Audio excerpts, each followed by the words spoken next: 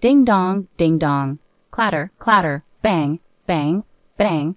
Are you kidding me? Let me in right now. Do you want everyone to see me causing a scene here?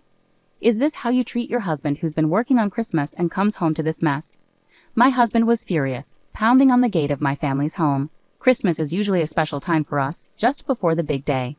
I accidentally found an envelope recently that revealed my husband's betrayals. As a wife and mother, I've been living through miserable and hopeless days since then. He had been working late, he said, but really he was spending our money on his girlfriend.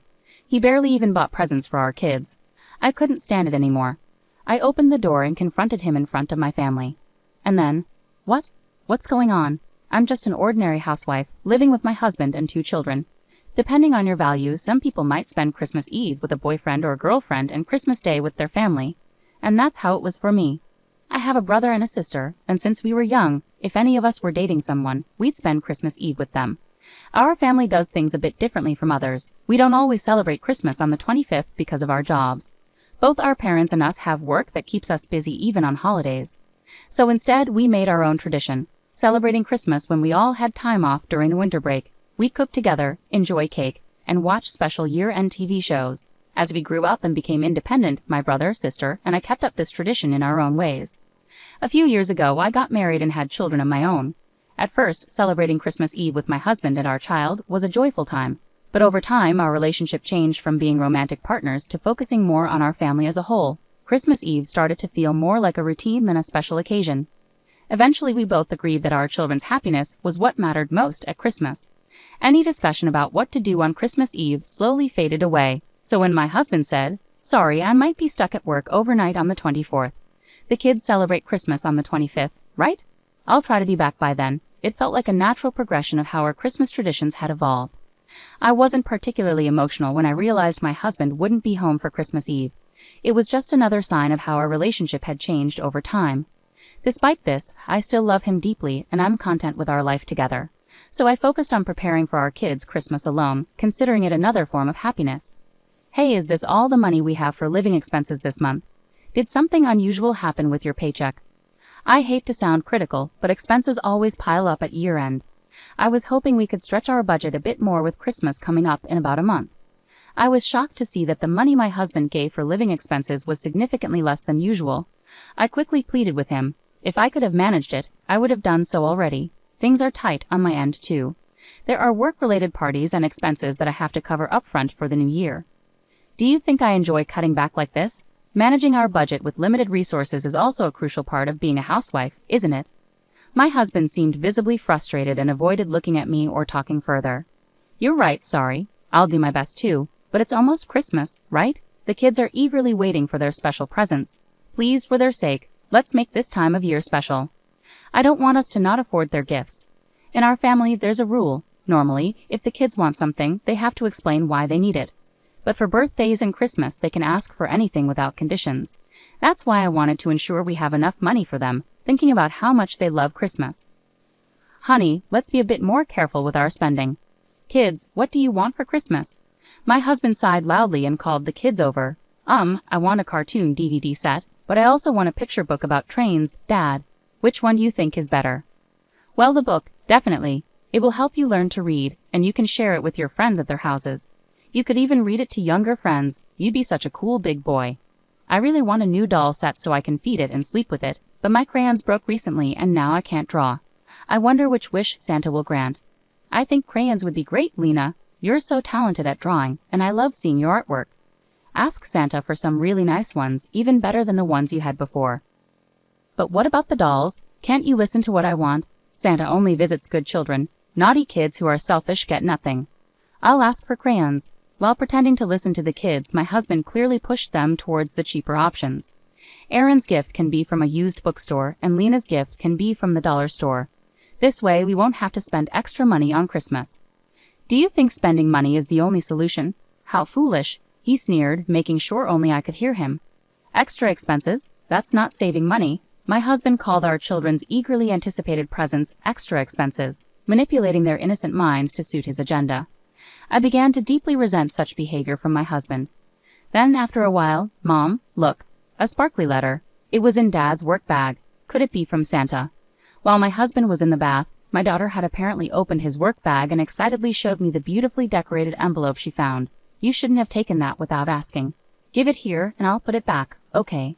What could it be? I took the envelope from my daughter. Since it hadn't been opened, curiosity got the better of me and I peeked inside. A reservation for a Christmas dinner for 2 at a hotel on the 24th.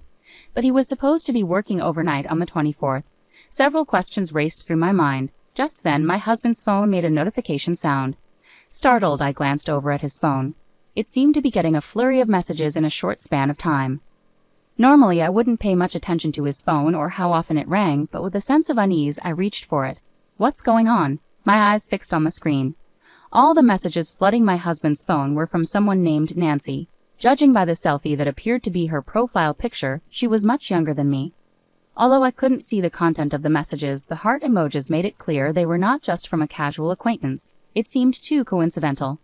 A small dark suspicion about my husband began to grow within me. Once I started doubting him, it was hard to let go of those feelings. For the next few days, I found myself sneaking peeks at my husband's phone. Those days were enough to turn my suspicions into conviction. Nancy was likely my husband's mistress, and he planned to spend the Christmas dinner with her on the 24th. He even hinted at an extra special gift for her, their excitement for each other uncontainable. To get more concrete information, I hired a private investigator. Catching my overly confident husband in the act seemed easy, and the results came back quickly. According to the investigation, Nancy was a temp at my husband's company. They had started their affair a month ago, and all the nights he told me he was working late were actually spent with Nancy. The recent drastic cut in our living expenses was likely to fund his affair with her. Clutching the investigator's report, tears of frustration overflowed. In just 1 month, my husband had come to prioritize another woman over his family. My efforts in taking care of the house, believing he was busy with work, and our children's kindness in holding back their desire to play with their father, all felt unbearably pathetic. The shock of my husband's betrayal was too significant to ignore. I didn't know what to do at first, but I have a plan of my own. I won't let this slide without a fight. Wiping away my tears, I stood up energetically and began to prepare my own special gift for my husband. On the morning of December 24th, I sent off my husband as usual, then I headed to my parents' house with the kids. Welcome. It's been so long since we've all been together like this.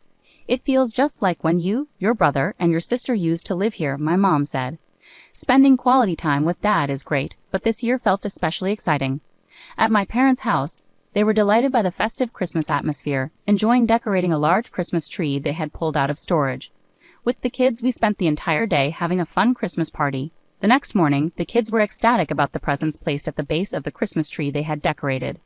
For my son, I got a DVD and a picture book, and for my daughter, a doll and crayons. We told them these gifts were from Santa and also from Grandpa and Grandma. The kids played happily with their new toys while the adults watched them with smiles. Suddenly, my phone buzzed. I looked at my phone and saw I had a call. I stepped outside to answer it. It was my husband, sounding very upset. Hey, where are you? I just got home from work, but my key doesn't fit the lock, and the doorbell isn't working. What's going on? I could hear him messing with the door handle through the phone. Calm down, you're making a lot of noise. No one is there because we don't live there anymore. We finished moving out yesterday. You were too busy with work to notice, I guess.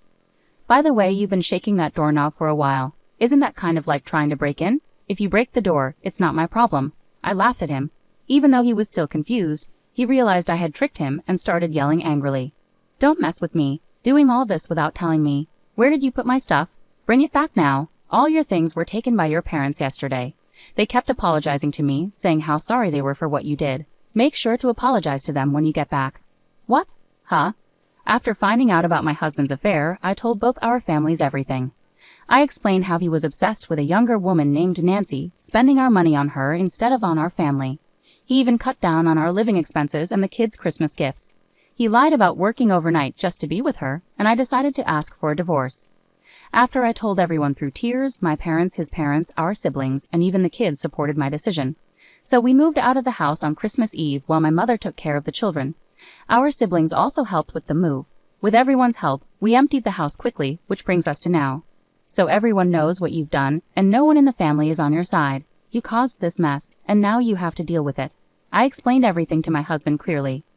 By the time I finished explaining everything, my husband was furious and started shouting at me. You worthless woman, your disrespectful attitude towards me, your husband, is the real problem here. I am the precious only son, you know. Blaming others while you're no saint yourself, acting all high and mighty. My parents siding with you. Ha, you must have played the victim and cried to them. Who do you think my parents will ultimately believe, their precious son or some outsider woman? You're as foolish as ever, Hava. I'll be demanding alimony from you right away. Oh really? Then go ahead and talk to them now. Here, be my guest. Saying that, I turned on the speakerphone on my cell. Then I never thought you were such a rotten person. Are those the words of someone who has committed adultery? You are the worst. You're the shame of our family.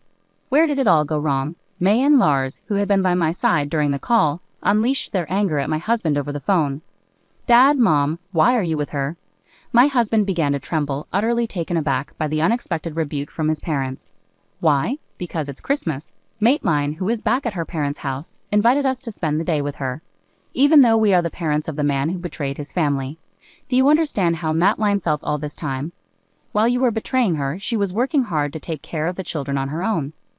We've never been so ashamed and embarrassed of you. We won't defend you unconditionally.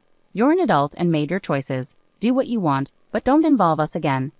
We refuse to be used by you. May and Lars scolded him, their voices trembling with anger. Their words made me so happy I couldn't hold back my tears. What? You're at Maitline's parents' house. Anyway, I'm coming over, so listen to my side of the story. It's unfair to only hear one side at times like these, right? You'll see who the real victim is, right, Dad? Regardless of our situation, my husband tried to win his parents over, but it was pointless. Without listening to his claims, my father-in-law hung up and turned off the phone after saying a few words to me. Then he turned off all our phones, including Maitline's, and said, "Let's go back inside. The kids are waiting for their mom." My father-in-law said this with a gentle smile, and my mother-in-law gently patted my back. We all went back inside together. We then had the most enjoyable Christmas party ever, with delicious food, cake, and the children singing and dancing. As the night went on and the children fell asleep, the adults were relaxing when the doorbell started ringing non-stop. Tension filled the room. Everyone knew who would show up uninvited at this hour. Yes, it's me. Open the door. Are you going to leave me out in the cold on a winter night? My husband not only kept pressing the doorbell but also started rattling the doorknob as if he might break it. Panic set in, and I was about to go to the door when my parents stopped me. I looked at everyone, nodded, and decided to speak to my husband through the door. Did you forget? Christmas Eve is for lovers and Christmas is for family, right? We're all having a lovely Christmas together as a family. Did you have a nice Christmas Eve with Nancy?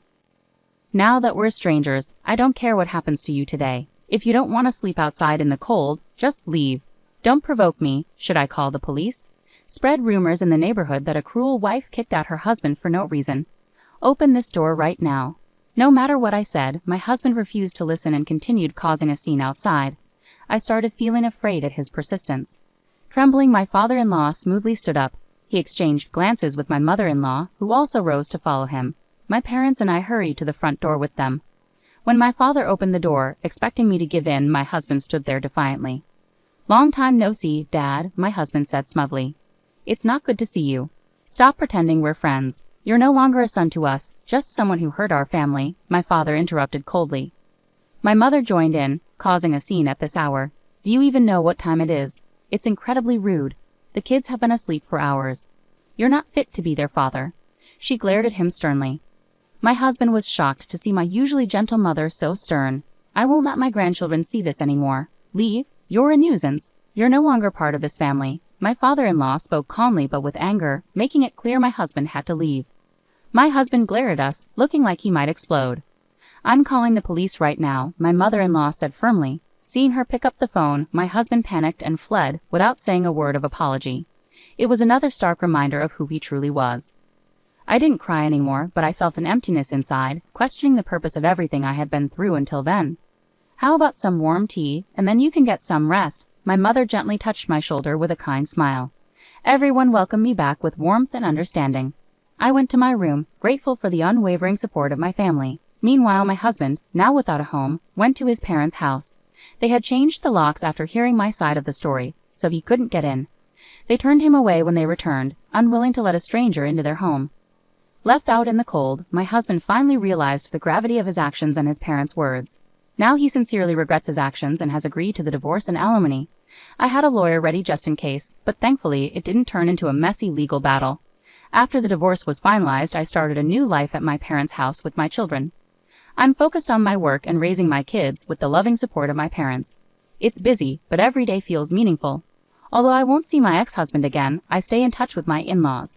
They're wonderful grandparents to my children and a great support to me.